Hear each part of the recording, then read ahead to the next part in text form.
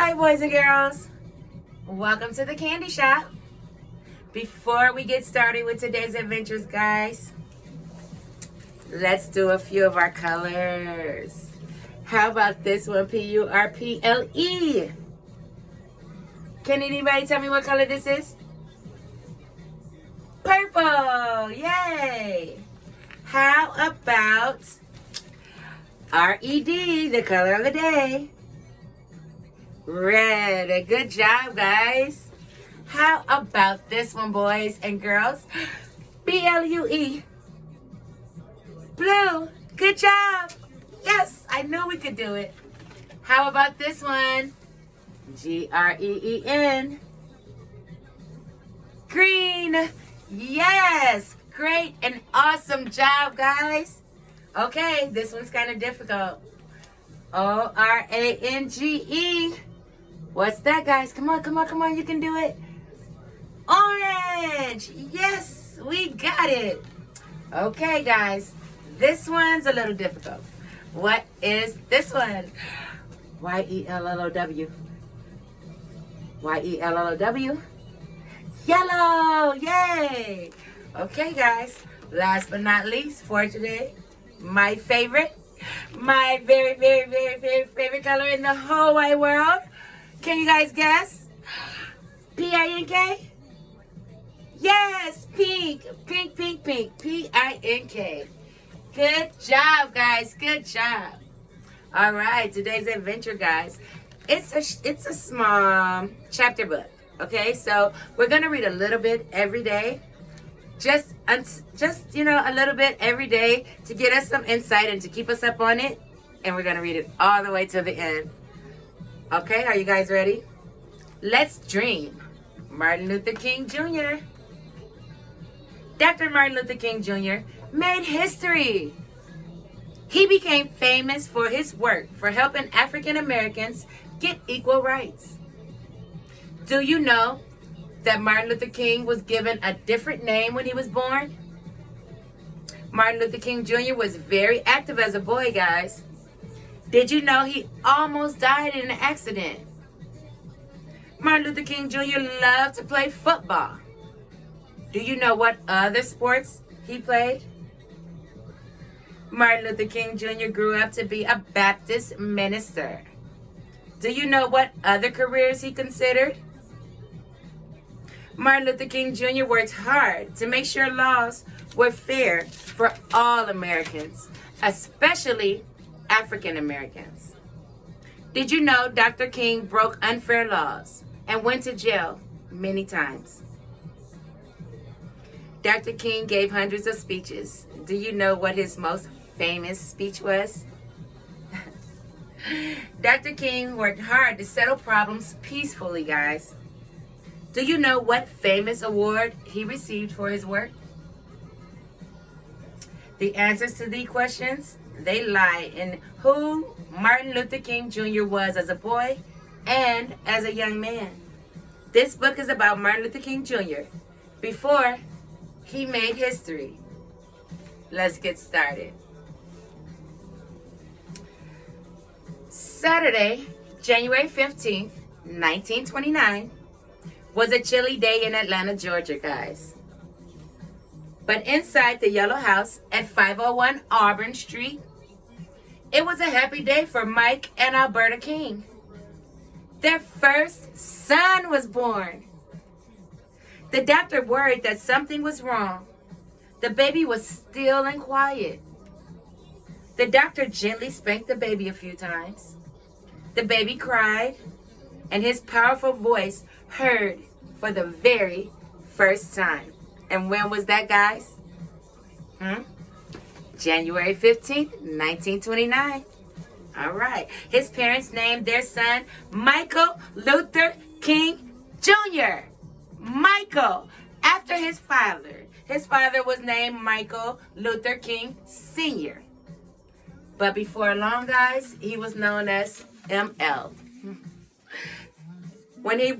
And only because they didn't want to get him confused with his father. Good idea, right? Right. Well, ML's grandparents, Reverend and Mrs. A.D. Williams, smiled at their grandson. Look at that, guys. Great animated picture of them. Awesome, right?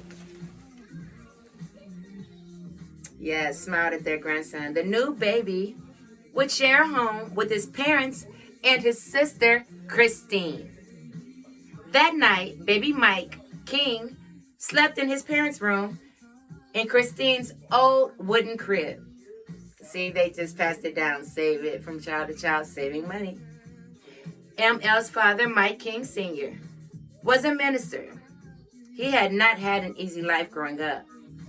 He had lived on a poor farm in Georgia.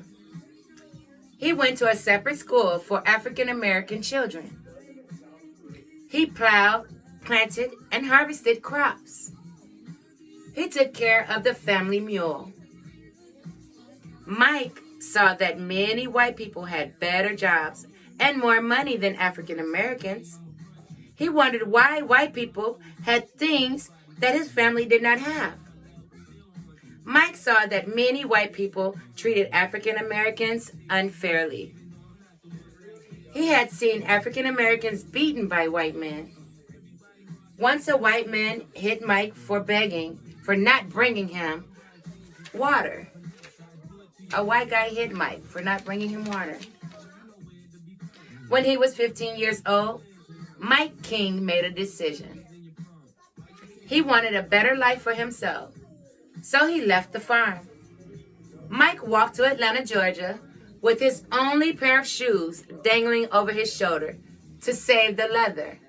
Good idea, right? The more wear and tear if he'd had them on traveling. If he could not, he put them on his shoulder because he knew he would need them in the long run, and he needed them to last.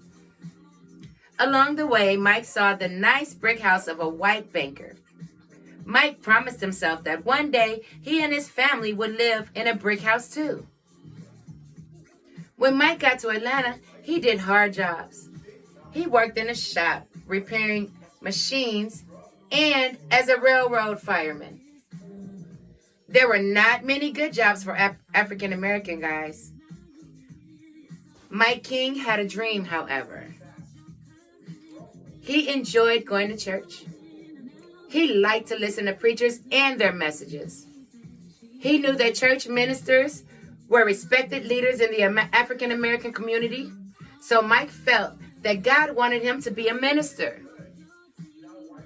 But first, he must finish high school, right? Mike went to night school to earn his high school diploma.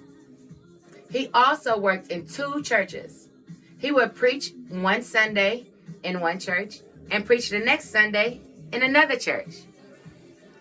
In 1926, Mike went to Morehouse College in Atlanta to earn a college degree. Yay, good job, Mike.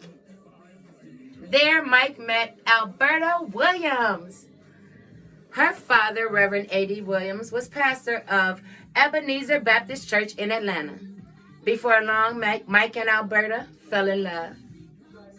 They were married on Thanksgiving Day in 1926. Mike King became the assistant pastor at Ebenezer Baptist Church. Mike and Alberta had little money, very little money, guys, so they lived upstairs in the Williams yellow and brown house on Auburn Street. This is where Christine King was born in 1927. This is also where Michael Luther King Jr. was born. No one knew it then, but one day, quiet ML will grow up to be Dr. Martin Luther King Jr., a man whose voice would be heard around the world. Awesome start, right? Yes, we're going to end right there. That was chapter 1 of Let's Dream, Martin Luther King Jr. Now let's recap, okay? What happened? Well, we know that Martin Luther King had a different name, right? When he was born, he was named Michael after his father. And then later, they called him ML to distinguish the difference between the two. Great idea. Michael went to college and he graduated. Michael was a Baptist minister. But he had a very, very, very poor upbringing.